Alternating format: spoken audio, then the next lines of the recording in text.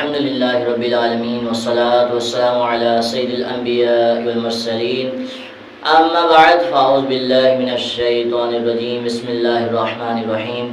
الصلاة والسلام علیک یا رسول اللہ الصلاة والسلام علیک یا حبیب اللہ وعلی آلک واصحابک یا نور اللہ۔ فرمان مصطفیٰ صلی اللہ تعالی علیہ وبارک وسلم ہے کہ جو بندہ یہ پسند کرتا ہے کہ اللہ پاک کی بارگاہ میں اس طرح پیش ہوں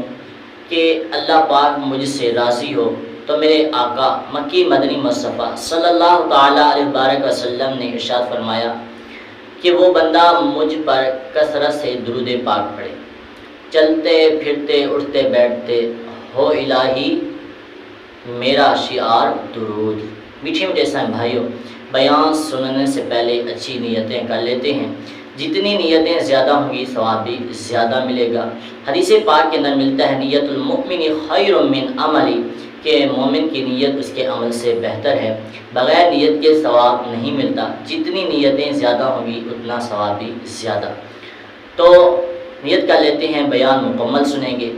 دوسرا بیان سننے کے بعد اس پر خود بھی عمل کریں گے، دوسروں تک پہنچانے کی کوشش کریں گے۔ صلو علی الحبیب صلی اللہ تعالی علی محمد صلی اللہ تعالی علیہ وبارک وسلم۔ میٹھے میٹھے اسلام بھائیوں، ذوالحجۃ الحرام اپنی خوشبوئیں، بہاریں اور برکتیں لٹا رہا ہے۔ یہ وہ مبارک مہینہ ہے جس میں اللہ عز و جل کے پیارے نبی حضرت ابراہیم خلیل اللہ علی نبینا و علیہ الصلوۃ والسلام نے اپنے صاحبزادے حضرت اسماعیل ذبیح اللہ علی نبینا و علیہ الصلوۃ والسلام کے ساتھ مل کر صبر و رضا کا ایسا پیغام دیا کہ اس کی مثال نہیں ملتی۔ آپ علی نبینا و علیہ الصلوۃ والسلام نے ذوالحج کی 8ویں رات ایک خواب دیکھا جس میں کوئی کہنے والا کہہ رہا ہے، بے شک اللہ عز و جل تمہیں اپنے بیٹے کو ذبح کرنے کا حکم دیتا ہے۔ 9ویں رات بھی یہی خواب دیکھا اور 10ویں رات بھی یہی خواب دیکھا، تو آپ علی نبینا علیہ الصلوۃ والسلام نے صبح اس خواب پر عمل کرنے یعنی بیٹے کی قربانی کا پکا ارادہ فرما لیا۔ اللہ عز و جل کے حکم پر عمل کرتے ہوئے بیٹے کی قربانی کے لیے حضرت ابراہیم علیہ الصلوۃ والسلام جب اپنے پیارے بیٹے حضرت اسماعیل علی نبینا علیہ الصلوۃ والسلام کو، جن کی عمر اس وقت 7 سال 13 سال یا اس سے زائد تھی، لے کر چلے، پھر جس طرح حضرت اسماعیل علی نبینا علیہ الصلوۃ والسلام نے کہا تھا ان کو اسی طرح باندھ دیا، اپنی چھری تیز کی، حضرت اسماعیل علیہ الصلوۃ والسلام کو پیشانی کے بل لٹا دیا، ان کے چہرے سے نظر ہٹا لی اور ان کے گلے پر چھری چلا دی، لیکن چھری نے اپنا کام نہ کیا، یعنی گلا نہ کاٹا۔ اس وقت حضرت ابراہیم علیہ الصلوۃ والسلام پر وحی نازل ہوئی۔ چنانچہ پارہ 23 سورۃ الصافات آیت نمبر 104 تا 107 میں ارشاد ہوتا ہے، وَنَادَيْنَاهُ أَيَّا إِبْرَاهِيمُ قَدْ صَدَّقْتَ الرُّؤْيَا كَذَلِكَ نَجْزِي الْمُحْسِنِينَ إِنَّا كَذَلِكَ نَجْزِي الْمُحْسِنِينَ إِنَّ هَذَا لَهُوَ الْبَلَاءُ الْمُبِينُ وَفَدَيْنَاهُ بِذِبْحٍ عَظِيمٍ۔ ترجمہ کنز الایمان۔ اور ہم نے اسے ندا فرمائی کہ اے ابراہیم، بے شک تو نے خواب سچ کا دکھایا، ہم ایسا ہی صلہ دیتے ہیں نیکوں کو، بے شک یہ روشن جانچ تھی، اور ہم نے ایک بڑا ذبیحہ اس کے صدقے میں دے کر اسے بچا لیا۔ میٹھے میٹھے اسلام بھائیوں، اس واقعے سے جہاں حضرت اسماعیل علیہ الصلوۃ والسلام کا اعلیٰ مقام صبر و رضا ثابت ہوتا ہے، وہیں حضرت ابراہیم خلیل اللہ علی نبینا و علیہ الصلوۃ والسلام کا اپنے رب کا حد درجہ مطیع و فرما بردار ہونا بھی ظاہر ہوتا ہے۔ یاد رہے، کوئی شخص خواب یا غیبی آواز کی بنیاد پر اپنے، دوسرے کے بچے یا کسی انسان کو ذبح نہیں کر سکتا، کرے گا تو سخت گناہگار اور عذاب نار کا حقدار قرار پائے گا۔ حضرت ابراہیم علیہ الصلوۃ والسلام جو خواب کی بنا پر اپنے بیٹے کی قربانی کے لیے تیار ہو گئے، یہ حق ہے کیونکہ آپ نبی ہیں اور نبی کا خواب وحی الہی ہوتا ہے۔ ان حضرات کا امتحان تھا۔ حضرت جبرائیل علیہ الصلوۃ والسلام جنتی دمبا لے گئے اور اللہ عز و جل کے حکم سے حضرت ابراہیم علیہ الصلوۃ والسلام نے اپنے پیارے بیٹے کے بجائے اس جنتی ذبے کو، اس جنتی دمبے کو ذبح کر دیا۔ آپ علیہ السلام کا نام ابراہیم ہے۔ ابراہیم سریانی زبان کا لفظ ہے اور اس کے معنی ہے مہربان باپ، چونکہ آپ بچوں پر بہت مہربان تھے۔ نیز مہربان ہونے کے ساتھ ساتھ مہمان نوازی اور رحم و کرم میں آپ مشہور ہیں، اس لیے آپ کو ابراہیم کہا جاتا ہے۔ بعض لوگوں نے کہا ہے کہ ابراہیم اصل میں ابرم تھا، جس کے معنی ہے بزرگ، چونکہ آپ بہت سے انبیاء کرام علیہ السلام کے والد ہیں اور سارے دینوں میں آپ کی عزت، حتیٰ کہ مشرکین عرب بھی آپ کی عظمت کرتے تھے، اس لیے آپ کا نام نامی ابراہیم ہوا۔ آپ علیہ السلام کی کنیت ابو ضیفان، بہت مہمان نواز، کیونکہ آپ کا گھر سڑک کے کنارے تھا، جو بھی وہاں سے گزرتا آپ اس کی مہمان نوازی کرتے تھے۔ اور آپ علیہ السلام کی ولادت سرزمین اہواز کے مقام سویس میں ہوئی۔ پھر آپ کے والد آپ کو بابل ملک نمرود میں لے آئے۔ اللہ عز و جل نے آپ علیہ السلام کو حکمت و دانائی سے سرفراز فرمایا۔ آپ علیہ السلام کو زمین و آسمان کی تمام اشیاء کا مشاہدہ بھی کرایا، چنانچہ اشارت ربانی ہے وَكَذَلِكَ نُرِي إِبْرَاهِيمَ مَلَكُوتَ السَّمَاوَاتِ وَالْأَرْضِ وَلِيَكُونَ مِنَ الْمُوقِنِينَ، اور اسی طرح ہم ابراہیم کو دکھاتے ہیں ساری بادشاہی آسمانوں اور زمین کی، اور اس لیے کہ وہ عین الیقین والوں میں ہو جائیں۔ آپ علیہ السلام کو 10 ایسی فضیلتیں حاصل ہیں کہ جو آپ علیہ السلام کے ساتھ خاص ہیں۔ وہ فضیلتیں یہ ہیں، ان میں سے ایک، حضرت ابراہیم علیہ السلام ہی اپنے بعد آنے والے سارے انبیاء کرام علیہ السلام کے والد ہیں، اور دوسرا، حضرت ابراہیم علیہ السلام ہی اپنے بعد آنے والے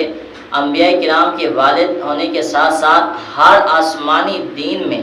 آپ ہی کی پیروی اور اطاعت ہے،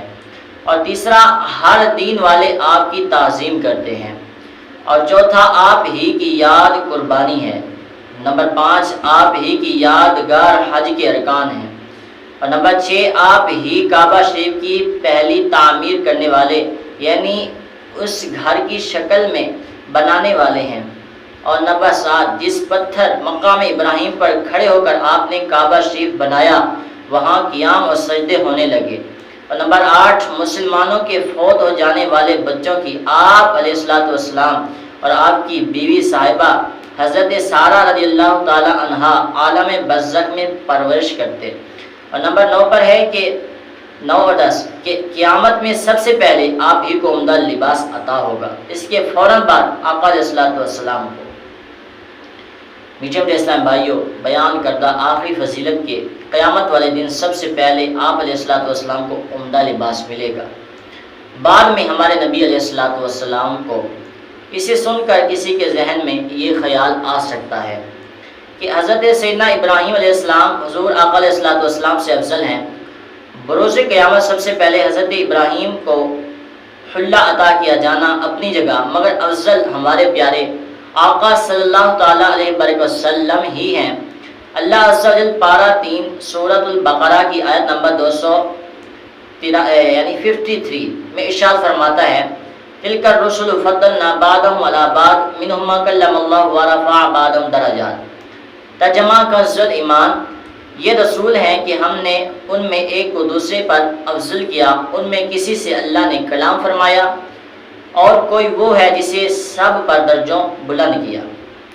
صدر الافاضل حضرت علامہ مفتی سیدنا محمد نعیم الدین مراد آبادی علیہ رحمۃ اللہ الہادی اس فرمان کے کوئی وہ ہے جسے سب پر درجوں بلند کیا کے متعلق فرماتے ہیں، اس سے مراد آقا علیہ السلام ہیں کہ آپ کو بدرجات قصیر بہت سے درجوں کے سبب تمام علیہ السلام پر افضل کیا۔ اس پر تمام امت کا اجماع ہے،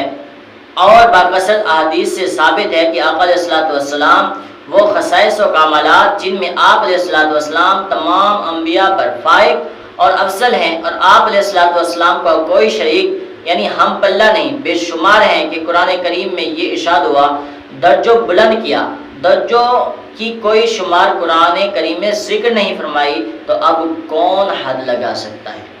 میٹھے اسلام بھائیوں، معلوم ہوا ہمارے آقا علیہ الصلوۃ والسلام تمام انبیاء سے افضل ہیں، اور یہاں تک کہ حضرت ابراہیم کو بھی جو خصائص و کمالات اور بلند مراتب حاصل ہوئے وہ بھی ہمارے آقا علیہ الصلوۃ والسلام کا صدقہ ہے، کیونکہ آقا علیہ الصلوۃ والسلام کے صدقے سے ہی دنیا و ما فیہا، دنیا اور جو کچھ اس کے اندر ہے وہ سب کو پیدا کیا گیا۔ اعلی حضرت امام، دنیا کے اندر جو کچھ بھی ہے پیدا کیا گیا۔ اعلی حضرت امام احمد رضا خان اس حقیقت کی طرف اشارہ کرتے ہوئے فرماتے ہیں، ہوتے کہاں خلیل و بنا کعبہ و منا، لولاک والے صاحبی سب تیرے گھر کی ہے۔ اعلیٰ حضرت یہ فرما رہے ہیں ہر کسی کا وجود آقا علیہ الصلوۃ والسلام کے فیض نور سے ہے۔ اگر حضور نہ ہوتے تو نہ کعبہ تعمیر کرنے والے حضرت خلیل اللہ علیہ الصلوۃ والسلام ہوتے، نہ کعبہ شریف کی بنیاد رکھی جاتی، اور نہ مینا کی رونقیں ہوتی۔ تو عالم کی پیدائش بھی آقا علیہ الصلوۃ والسلام کے پر نور کے طفیل ہوئی، اور اس کائنات رنگ میں چہل پہل بھی میرے آقا علیہ الصلوۃ والسلام کے دم قدم سے ہے۔